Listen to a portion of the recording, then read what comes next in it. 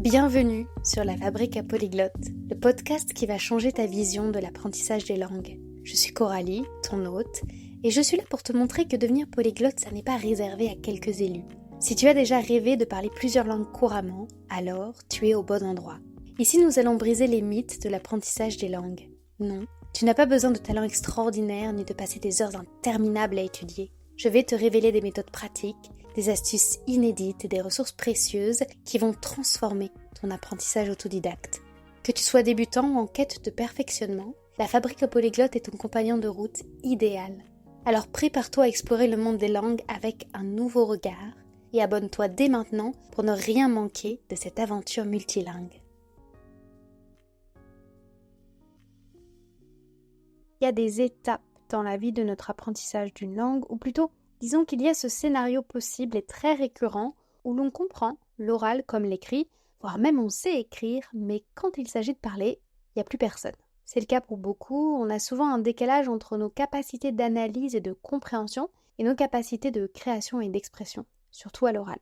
Ce scénario-là, je l'ai connu pour mon anglais et sont encore gravés dans ma mémoire nombre de situations où j'étais au milieu de conversations entre anglophones natifs et non natifs d'ailleurs, et où j'avais très envie de participer, mais j'étais complètement bloquée. Combien de conversations ai-je manqué de la sorte ?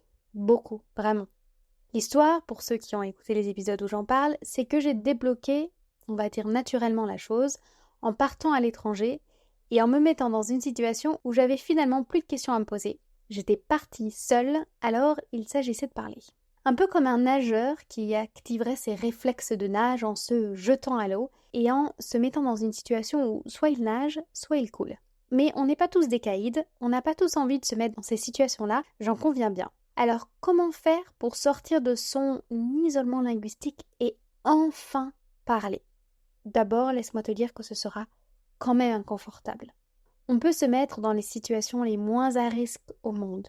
Eh bien, nos premières phrases resteront un peu moches. Tout comme nos premiers dessins étaient assez laids, disons-le, avec, oui, bien sûr, leur touche de poésie, mais leur maladresse aussi. Tu vas forcément rencontrer des moments où tu feras répéter ton interlocuteur, ou rencontrer des situations où ce sera lui qui te fera répéter, parfois même des blagues que tu n'auras pas le courage de redire à nouveau. Il y aura des moments de honte basés sur des quiproquos qui ne te feront rire que quelques mois plus tard. Il y aura des moments de fatigue où tu passeras toute la soirée à chercher un seul mot et où tu t'arrêteras au milieu d'une phrase complètement découragé. Mais tous ces moments désagréables valent tellement la peine quand on arrive au résultat. Il y a plein de choses comme ça dans la vie où on passe par du désagréable pour vivre l'extraordinaire. Des séances de running horribles pour finir par un semi-marathon tellement jouissif à la fin.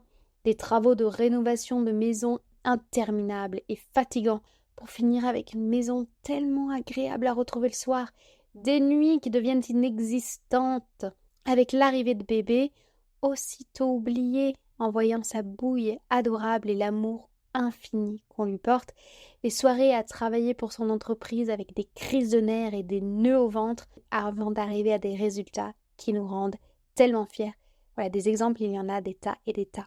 Parler une langue demande de passer par des conversations toutes cassées, mais le résultat en vaut la peine.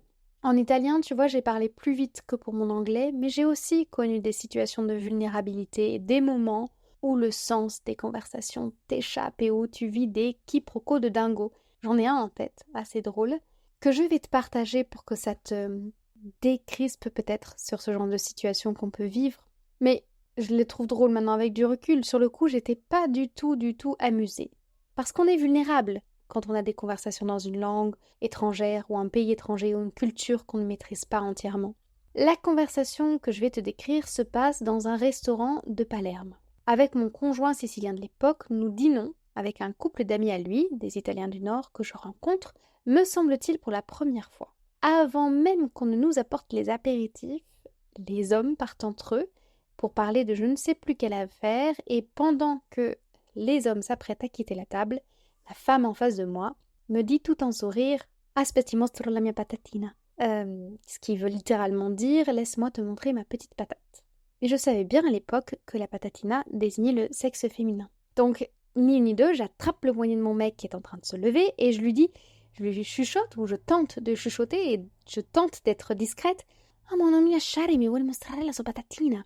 Je lui dis ne me laisse pas toute seule, elle veut me montrer sa petite patate. J'étais un peu en panique, je rigolais pas vraiment, hein. La femme en question, d'ailleurs, pouvait tout entendre de ce que je venais de dire, et mon mec de l'époque éclate de rire.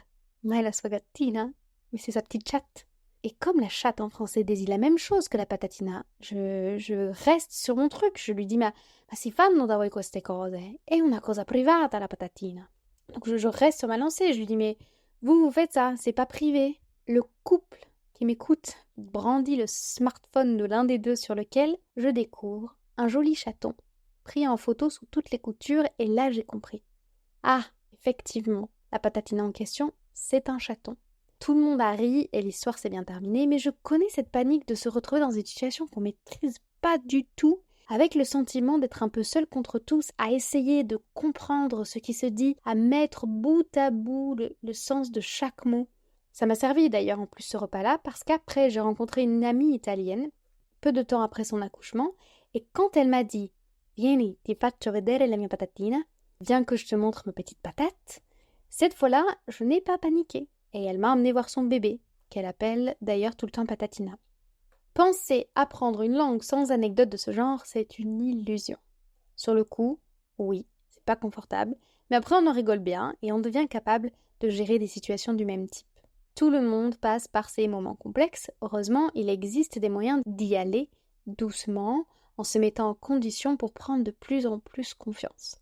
Il y a des routes plus ou moins pentues pour arriver au sommet. Alors est-ce que tu es prêt ou prête à sortir de ce blocage de parole? Parce que la première étape consiste à le vouloir. À vouloir se bouger le fionnard, ne serait-ce qu'un peu, à vouloir trouver le prochain bassin d'expression orale dans lequel on va nager, et encore une fois, à l'époque où nous vivons. C'est l'aspect très positif de notre époque. On a accès à plein de supports et de contextes différents qui peuvent nous permettre d'y aller progressivement. Et d'ailleurs, mes 2 premiers conseils n'impliquent pas d'êtres humains, ni de natifs du coup, forcément, même si en définitive, l'objectif final est de converser avec des natifs et de les comprendre, on va commencer tout doux. Premier conseil, mettre le paquet sur l'expression écrite pour activer ta capacité à faire des phrases. Si tu es super fort ou forte en compréhension, mais que tu n'arrives pas à créer tes phrases, ce premier pas consiste à commencer à muscler ta capacité à créer tes propres phrases et à activer tout ce vocabulaire qu'aujourd'hui tu sais identifier quand une personne parle ou que tu lis, mais que tu n'arrives pas à retrouver dans ton cerveau au moment où tu parles. Pour ça, rien de plus simple que le journaling, donc le fait de tenir un journal à la maison, à raison de 15 minutes par jour. Je te conseille de réécouter l'épisode qu'on a fait avec Léa de Léa English, qui explique parfaitement sa méthode. Alors, comment peux-tu en faire une activité qui te rende encore plus à même de tenir des conversations? Tout simplement en écrivant tes réponses aux questions que tu serais le plus à même de rencontrer dans des conversations réelles. Tu peux décider toi-même de tes sujets ou de tes questions, tu peux écrire des dialogues, et tu peux aussi demander à ChatGPT quelles sont les questions que te poserait un natif dans telle ou telle situation. Donc tu vas lui décrire le type de conversation que tu seras amené à rencontrer à l'avenir en fonction de ta propre situation que je ne connais pas. Et demande-lui de te faire la liste des 30 questions que tu seras le plus à même de rencontrer, qui te seront le plus probablement posées dans cette situation décrite. Et voilà, tu as tes 30 sujets de journaling pour les 30 prochains jours. Et le fait d'apprendre à créer ces phrases dans un temps relativement long qui est celui de l'écriture, ça va permettre de muscler cette capacité de création dont tu as absolument besoin quand tu as des conversations en réel. D'ailleurs, en parlant de ChatGPT, en parlant de bots, de robots, mon deuxième conseil, c'est de commencer des conversations avec justement des robots. Tu as de plus en plus de supports d'apprentissage des langues qui les incluent de manière intelligente. Tu as Memrise. Moi, j'aime bien commencer à intégrer les bots de Memrise. Tu as Mosalingua. Et d'ailleurs, si tu maîtrises ChatGPT, tu peux directement converser avec lui. Mais il existe beaucoup de bots d'échange linguistique différents. Attention à ne pas rester à ce stade trop longtemps. Ça peut être hyper utile pour démarrer en toute sérénité. C'est une étape qui te sert à continuer à formuler tes phrases, à tester des fonctionnalités audio pour certains bots, à continuer à te bâtir une base de vocabulaire adaptée aux conversations que tu veux avoir, parce que ça te permet aussi de recevoir des corrections et du feedback intéressant qui peuvent être en plus adaptés à tes objectifs Mais si tu ne maîtrises pas tout à fait, je pense à ChatGPT ou à certains bots, tu vas peut-être rester, voilà. Le danger, c'est de rester à cette phase qui doit être traversée et qui ne peut pas être ton but final. On n'a pas pour objectif de parler à des robots. Ensuite vient donc le moment de passer à l'étape suivante, qui est celle d'utiliser des méthodes d'échange asynchrone. Asynchrone, ça veut dire en temps décalé. Tu peux prendre le temps de la réponse et la réponse à ta question ou la réponse à ce que tu auras écrit te sera donnée dans un autre temps. Ce que tu vas retrouver par exemple dans des forums écrits, à l'écrit comme à l'oral dans certaines applications de tandem linguistique du type HelloTalk ou Tandem. On a fait du reste un épisode sur la manière de les utiliser, ces applications de tandem linguistique. Je te remets en description l'épisode. Avec ces applications, tu pourras envoyer ou recevoir des messages vocaux.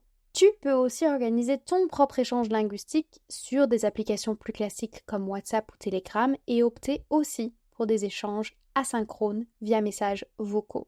L'avantage, c'est que tu peux toujours supprimer ton message si tu fais une pétouille. Tu peux prendre le temps de formuler, à l'inverse des conversations en direct. Tu n'es pas obligé de réagir sur l'instant. Tu peux aussi prendre le temps d'analyser le message qui t'est donné.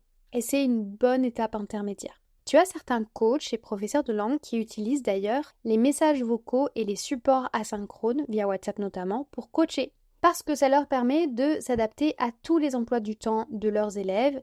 Et à ce stade, tu peux aussi prendre une coach comme Chiara Magui qu'on avait reçue dans le podcast et dont je te remets le lien de l'épisode en description. Puisqu'avec Chiara, on avait fait un épisode sur ChatGPT et ça peut être quelqu'un qui peut, par exemple, t'accompagner dans ta prochaine étape d'apprentissage d'une langue. Ensuite vient le moment où on doit passer aux conversations synchrones, c'est-à-dire en direct. Je te conseille, ça c'est subjectif, c'est ma vision des choses, je te conseille de commencer par des cours en mini-groupe entre 4 et 8 élèves grand max, des cours ou des temps de pratique de l'oral. Des cours de conversation, bien sûr, je ne parle pas de cours de grammaire où tu passes ton heure à écouter. Hein. Non, non, non, non, non, non. On est là, ensemble, pour déverrouiller notre capacité à parler, ok? Donc je t'en parle régulièrement, mais j'aime beaucoup l'école en ligne Lingoda pour ça. Parce qu'on est peu en cours, qu'on a un support qui est affiché, qui est visuel, qui nous guide, qu'on n'est jamais perdu, qu'on a des professeurs à l'écoute qui sont habitués à faire passer la parole. Quel est l'avantage de ce type de cours ? C'est des cours d'1 heure, mais tu n'as pas à parler tout le temps. Donc ça évite la fatigue mentale des premières longues conversations. Comme tu dois répondre à des questions pour lesquelles tes camarades ont déjà répondu souvent, ou pour lesquelles tu as des éléments affichés devant toi visuellement, tu es rarement bloqué, tu n'es jamais perdu, tu as toujours un exemple à reproduire et ça facilite l'apprentissage par imitation. Parce que tu peux imiter les autres élèves qui ont parlé avant toi, imiter le prof qui lit les consignes. Et comme tout le monde est au même niveau, l'ambiance elle est tranquille et le professeur dans tous les cas il est toujours là pour guider et faciliter les prises de parole. Du reste, sache que tu peux tester Lingoda pendant 7 jours si tu veux prendre le temps de voir si cette formule te correspond ou pas.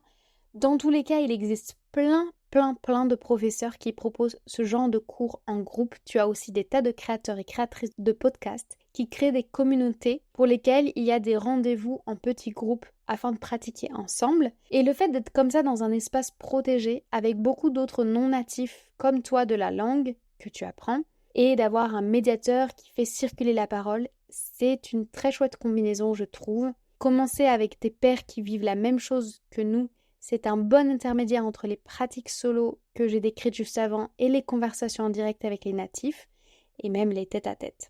Encore une fois, il y a plein de créateurs de communautés. Si tu veux trouver d'autres alternatives à Lingoda, je te laisse regarder les invités qui sont passés dans le podcast parce que parmi les invités de la Fabrica Polyglotte, il y a beaucoup de créateurs et créatrices de communautés linguistiques. Sinon, je t'invite aussi à regarder toutes les communautés linguistiques qui sont proposées par le groupe Easy Languages qui propose plein de langues différentes. Nous, on avait reçu les créatrices de Easy French, mais tu as Easy Spanish, Easy Italian, Easy Romanian, Easy German, Easy, tu en as plein. Bref, n'hésite pas à trouver un petit groupe dans lequel pratiquer. Ça peut aussi être un groupe IRL, in real life, un groupe dans ta ville en fait, un groupe en présentiel, c'est ça le mot que j'ai cherché. Certains profils d'apprenants, peut-être que c'est ton cas, va être plus paniqué ou plus stressé par le fait de prendre la parole dans un petit groupe que d'avoir un rendez-vous en tête-à-tête avec un tuteur privé ou un professeur privé ou un coach. Et prendre un tuteur, un professeur privé ou un coach privé, ça peut être une option, soit après la conversation en groupe, soit en complément des conversations en groupe, soit si tu n'aimes pas la prise de parole en groupe, remplacer directement ta pratique de groupe. Personnellement, je trouvais ça trop fatigant d'être pendant 1 heure avec un tuteur privé au début d'un apprentissage, au moment où tu construis tes phrases. Ça peut être mentalement éreintant. En tout cas, ça a été mon cas. Je préfère commencer par le groupe. Mais ça, c'est très subjectif. Je te conseille quand même le groupe parce que ça permet de sortir du schéma dialogue à deux. Parce que dans la vie, on a des échanges à 2, 3, 10, 15, 30, parfois, parfois 30 quand on est dans des salles de classe complètes ou des salles de réunion de travail avec de nombreux collaborateurs. Si tu as besoin d'être soutenu émotionnellement très fort, n'hésite pas à opter pour des coachs en neurolangue comme Paola Natalucci qu'on a reçu. Et d'ailleurs, si ma vie était à refaire, je ne sais pas si elle était coach à ce moment-là, j'aurais travaillé mon anglais avec quelqu'un comme elle à l'époque, ou même directement elle si elle était déjà diplômée en neurosciences. Et finalement, tu vois, moi j'avais opté à l'époque pour activer mon anglais finalement, pour un départ en solo à l'étranger en me lançant dans le bain. En fait, ça m'a hyper convenu comme méthode, mais encore une fois, c'est la méthode un peu brutale. Donc l'idée du prof, si je reviens à mes moutons ou à nos moutons, l'idée du prof, du tuteur ou du coach, c'est de continuer à pratiquer la conversation, à augmenter petit à petit le rythme de création de nos phrases, à recevoir des conseils personnalisés, à faire évoluer ta pratique vers ce dont tu as exactement besoin dans la langue. Tu peux aussi avoir besoin de travailler ta prononciation, certains éléments grammaticaux pour te faire mieux comprendre. Et le cours privé aide beaucoup dans tous ces cas. Ça te permet aussi de trouver une personne avec laquelle tu aimes beaucoup échanger, qui sera un rendez-vous plaisir que tu auras dans la semaine, et continuer toujours et encore à muscler ta capacité à prendre la parole. Mon prochain conseil, c'est de faire ce qu'on appelle le shadowing. Le shadowing ou close shadowing, ça consiste à écouter du contenu dans ta langue cible, que ce soit avec des vidéos ou des podcasts, de mettre pause après un court passage et de répéter ce qui vient d'être dit en imitant l'intonation, l'accent tonique, la prosodie, en somme ce qui vient d'être dit. Donc tu écoutes un court extrait, tu mets sur pause et tu répètes le plus vite possible. C'est ça la notion de close shadowing, c'est la répétition la plus instantanée possible. C'est une pratique qui va aider, toujours encore, à muscler ta capacité à parler. Donc là, tu n'apprends pas à créer tes phrases, on est d'accord, mais tu prends le réflexe de les prononcer. Le plus important est d'en apprendre à créer ces phrases. Le shadowing ne peut clairement pas être ta seule pratique de la semaine, mais ça va t'aider à gagner en réactivité, ça va te décoincer émotionnellement aussi parce que c'est un peu comme du théâtre. Donc pratique le shadowing en imitant des personnages qui t'inspirent, auxquels tu as envie de ressembler, amuse-toi. Ça permet aussi d'avoir une prononciation moins stéréotypée et de parler de manière plus fluide. Parce que entre ce qui est lu ou ce qui est écrit dans les livres et la manière dont on prononce à l'oral, il y a un delta assez important en fonction de la langue que tu étudies. Donc ça te permet d'apprendre à prononcer en faisant les liaisons qui te permettent d'être plus fluide dans ta manière de dire tes phrases. Donc choisis précieusement tes ressources pour le faire. C'est quelque chose que tu peux faire tout seul, mais tu peux aussi le faire avec un tuteur ou professeur privé. Ou tu peux le faire tout seul encore une fois, t'enregistrer, envoyer ton enregistrement à quelqu'un pour avoir du feedback. C'est toujours important d'avoir du feedback, d'avoir des retours. Et c'est vraiment un bon moyen pour accélérer ton rythme de prononciation et de prise de parole s'il est trop lent. Pour continuer après à débloquer ta prise de parole, n'hésite pas à remettre et le plaisir et l'humain au cœur de ta pratique.